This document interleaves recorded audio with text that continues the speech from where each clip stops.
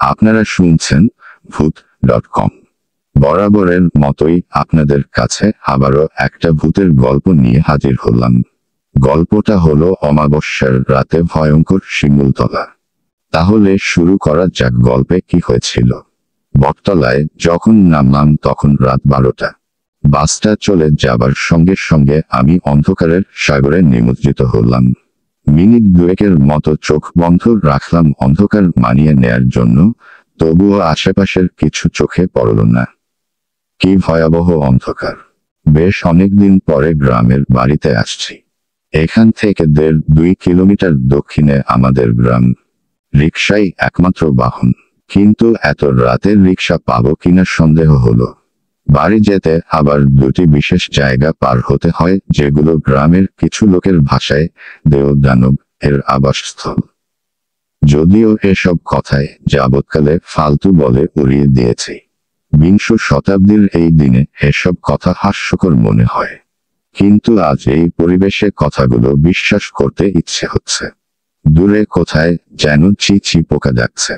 শুনশান নীরবতার মধ্যে থেমে থেমে ডেকে ওঠা ওই শব্দকে ভৌতিক ভয়ঙ্কর শোনাচ্ছে।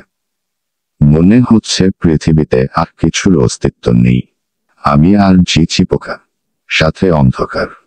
এতক্ষণে আবছাভাবে সবকিছু চোখে পড়তে শুরু করলো। পাকা রাস্তা থেকে দক্ষিণ দিকে নেমে গেছে আমাদের গ্রামের রাস্তা। আমি রাস্তায় নেমে পড়লাম। ছোট দোকানটি চোখে পড়ল, বন্ধ হয়ে গেছে অনেক আগেই। পাশে যেখানে রিকশা থাকার কথা সে জায়গাটা ফাঁকা। ভয়ে আমার গা ছমছম করছে। এখন কি করি? একটু ধীরে ধীরে সামনে এগুতে থাকলাম। হঠাৎ এক ঝলক আলোর স্ফুলিঙ্গ চোখে পড়ল। সর্বনাশ! ভূতের আগুন নাকি? মৃদু গুনগুন শব্দ কানে যেতেই ভয়টা কিছুটা কেটে গেল। ভূত আর যাই করুক গুনগুন করে, গান করে না, কোনোদিন করেছে বলেও শুনিনি। আমি সাহস করে এগিয়ে যাই। একটা রিকশা। সিটে বসে বিড়ি ফুঁকছে রিকশাওয়ালা। বিড়ির টানে যে আলো সৃষ্টি হলো তাতেই তার চেহারা পরিষ্কার দেখতে পেলাম। রোগা পাতলা শরীর, শুকনো মুখ। আশ্চর্য! বিড়ির আলো যে এতটুকু তা কখনো কল্পনাও করিনি। দিনের আলোয় কখনো বোঝা যায় না অন্ধকারে এই একটু বিড়ির আলো কত উজ্জ্বল হয়ে জ্বলে। আমাকে দেখে লাফ দিয়ে নেমে দাঁড়ালো সে রিকশা থেকে। বিড়িটা ছুঁড়ে ফেলে দিল। ভাই তো যাইবেন, উঠেন। আমি একটু অবাকি হলাম। চেনে নামি আমাকে? হতে পারে, গ্রামের অনেকের কাছেই আমি পরিচিত। আপনি হ্যারিকেন জ্বালাননি কেন? আমি জিজ্ঞেস করলাম। জোর কমাইতে গিয়া তেলের ফিতা ভিতরে ঢুকে গেছে। ও আচ্ছা। আমি রিকশায় উঠে বসলাম। অন্ধকারে রিকশা চালাবেন কিভাবে? রাস্তা দেখবেন কি করে? অসুবিধা নাই, বিলাইয়ের চোখ আমার, অন্ধকারেও সব দেখবার পারি। আপনি শক্ত হইয়া বসে থাকেন। রিকশা ঘুরিয়ে অদ্ভুত কায়দায় লাফিয়ে তার আসনে উঠে বসল রিকশাওয়ালা।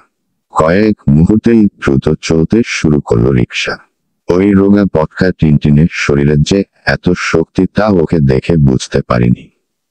কিছু সামনেই দেও-দানবের আবাসস্থল, বিশেষ জায়গা দুটির প্রথমটি। উত্তর পাড়া আর দক্ষিণ পাড়ার ঠিক মাঝখানের কালভার্টটি।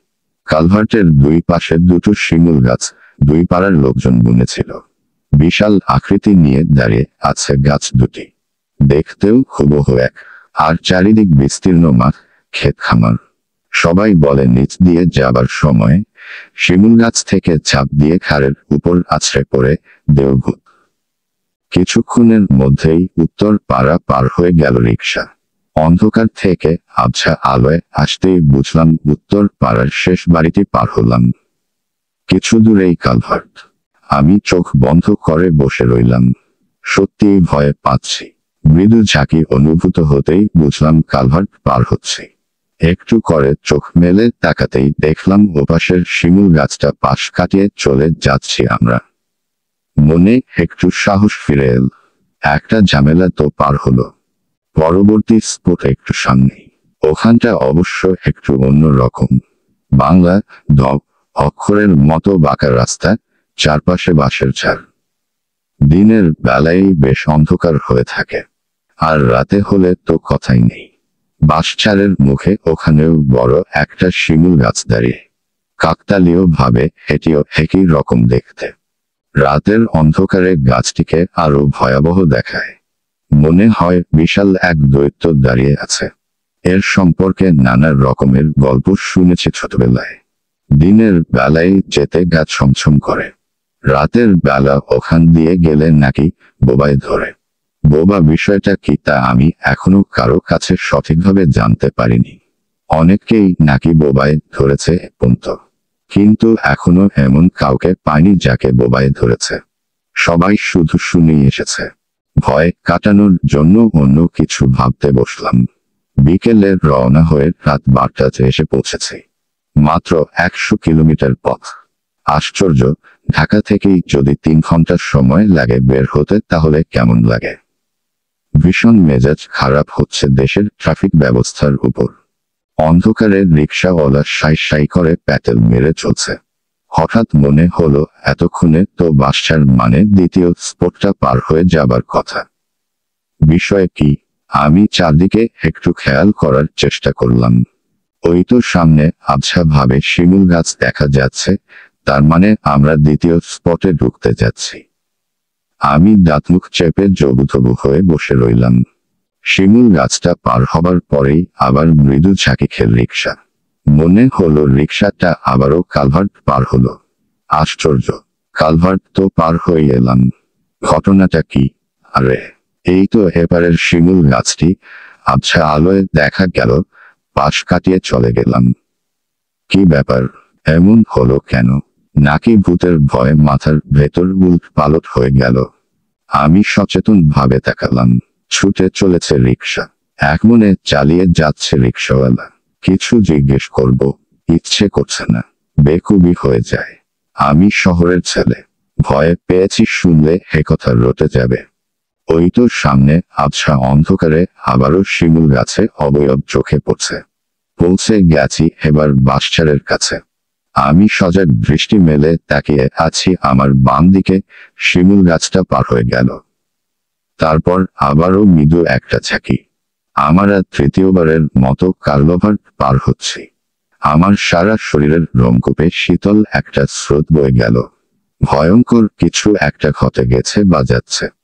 আমি রিকশায় বসেই প্যাডেলরত রিকশাওয়ালার গায়ে হাত রাখলাম। বরফের মতো ঠান্ডা হয়ে আছে রিকশাওয়ালার শরীর। আমি স্তম্ভিত হয়ে গেলাম। আমি চিৎকার করে তার পিঠে ধাক্কাতে লাগলাম, এই। রিকশাওয়ালা কেমন যেন গোমানির মতো আওয়াজ করতে থাকলো। মনে হলো কে যেন তার মুখ চেপে ধরে রেখেছে। মনে হচ্ছে প্রাণপণে রিকশার হাতল ধরে রেখেছে সে।